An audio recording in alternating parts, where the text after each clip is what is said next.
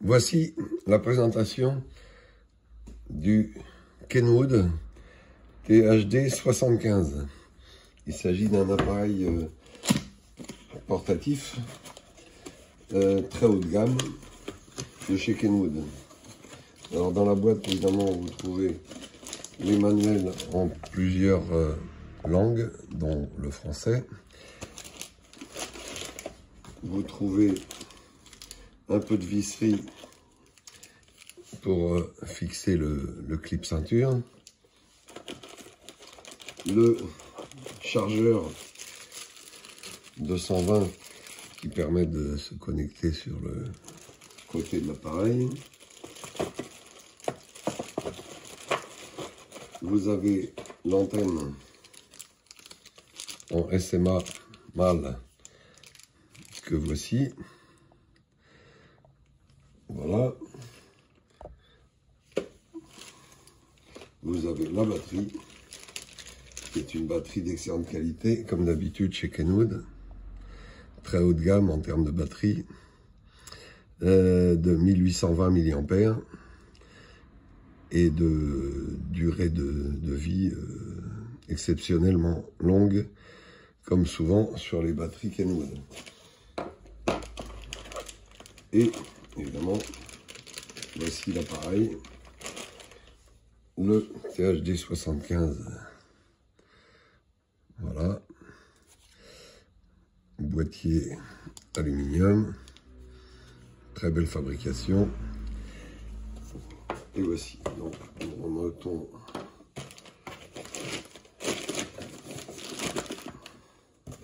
dans la boîte. Alors c'est un appareil vraiment de très belle fabrication. La batterie se clipse à l'arrière comme ceci. Voilà, avec un clip de sécurité en dessous. L'antenne vient se monter sur le dessus, sur la prise donc SMA que vous voyez ici. Voilà.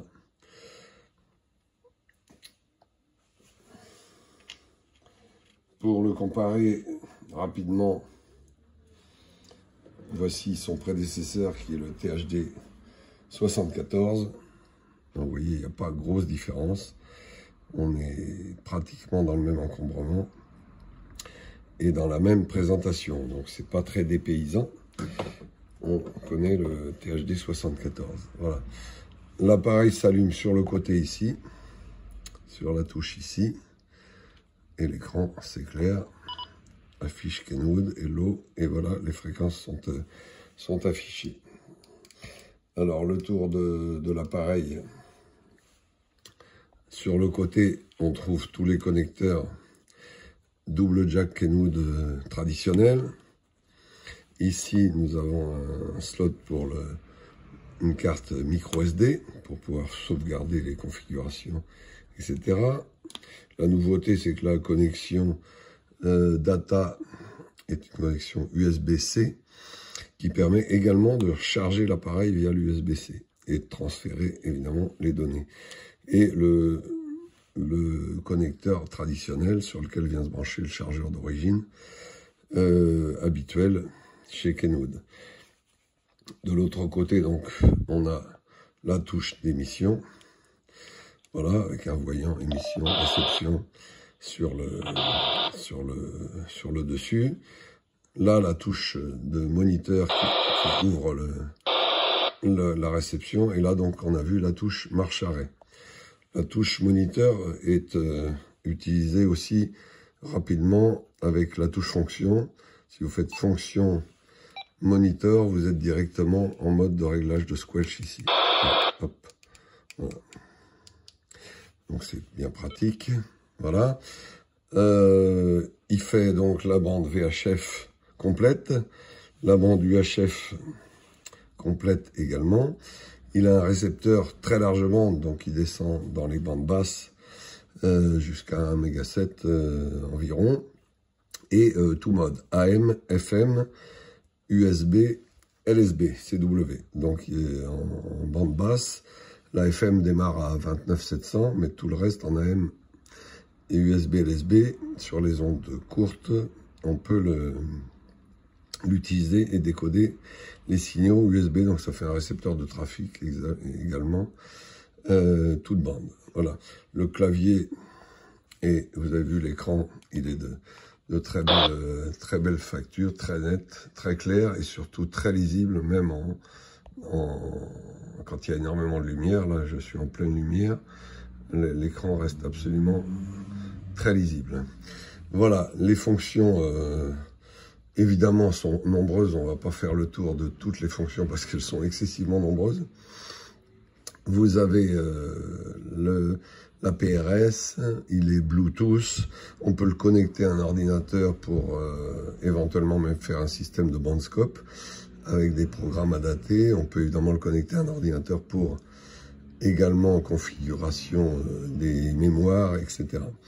Le bouton ici sert donc de vernier pour changer les fréquences. On passe de la bande A à la bande B ici avec la touche AB.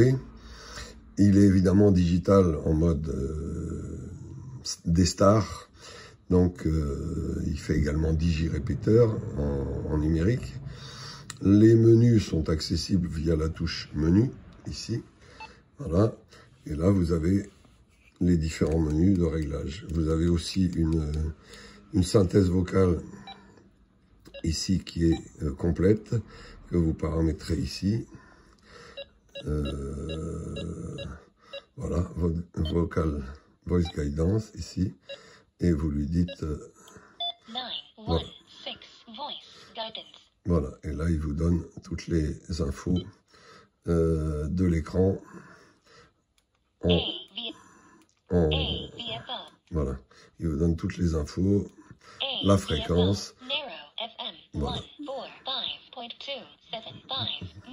Voilà. Donc on va la désactiver, mode menu, voilà, audio, hop, ici, et je la mets sur off pour pas qu'elle continue à parler. Retour menu ici, et vous avez l'accès au mode quand vous êtes dans différents modes ici sur la touche mode directement, et les touches ont double fonction. Là vous pouvez accéder directement au tone squelch par exemple ici, vous activez le tone squelch ou vous le désactivez. Ici c'est affiché en haut de l'écran et après vous choisissez le tone squelch que vous voulez ici, hop, voilà. À la fin vous dites OK ici, voilà, et ça s'affiche là-haut dans l'écran. Double réception évidemment simultanée, c'est-à-dire qu'on peut recevoir et émettre. Alors, on peut recevoir sur une fréquence et recevoir sur la deuxième fréquence. Vous pouvez régler la balance très facilement. Pour le 1750, pour les relais, en fait, il faut rester appuyé sur la touche marquée Call ici. Et en fait, vous envoyez le 1750, voilà, pour déclencher les relais. Par exemple, ça c'est l'accès rapide. Donc vous avez la puissance se fait sur la touche ici, low. Voilà, il vous affiche directement en haut de l'écran, extrêmement low, et puis H pour la puissance maximum qui est de 5 watts. Il y a tellement de choses à dire que on s'y perd, parce qu'il y a énormément de possibilités sur l'appareil. Donc là, vous avez sur les menus des touches d'accès rapide, des raccourcis en quelque sorte, et la touche et les inscriptions en bleu sont accessibles avec la touche fonction ici. Le verrouillage se fait aussi sur la touche ici. Vous avez une petite clé qui apparaît dans l'écran. Donc la recharge se fait, comme on l'a dit, sur le port en bas ou sur le port USB-C. Vous avez un témoin de batterie, évidemment, en haut qui vous indique la charge de la batterie. Témoin d'émission et de réception sur le haut de l'appareil. Et une qualité audio qui est absolument très confortable et en plus très réglable. Il y a un système d'équaliseur à l'intérieur. Vous pouvez le régler comme vous voulez. La balance entre le A et B est réglable aussi. Il a une sensibilité supérieure à 125 dBm et surtout une sélectivité, c'est le point important des postes haut de gamme par rapport aux postes bas de gamme. Une sélectivité assez incroyable puisque dès 30 kHz, on est à moins 50 décibels. On a mesuré ça au banc Rodé Schwartz tout à l'heure. Et vous avez, et si vous dépassez 200 à 300 kHz, là vous avez un affaiblissement de plus de 100 dB, donc quelqu'un peut émettre juste à côté de vous sur une fréquence voisine et il sera absolument pas perturbé, ce qui est loin d'être le cas sur la plupart des appareils bas de gamme qui sont perturbés par le moindre signal voisin. Ça c'est extrêmement important parce que c'est vraiment la qualité de l'appareil qui fait ça. Le volume se règle, je ne l'ai pas dit ici sur la couronne autour du bouton. Et voilà, donc pour basculer A et B, c'est ici. Et vous pouvez, voilà, là on transmet sur la bande B, il vous indique PTT ici. Et le voyant d'émission ici. Et quand vous basculez sur la bande A, il vous met PTT là-haut, ça veut dire que vous émettez sur cette bande-là. Voilà, là on est sur le point d'accès. Voilà. Et voilà, on a le retour du perroquet.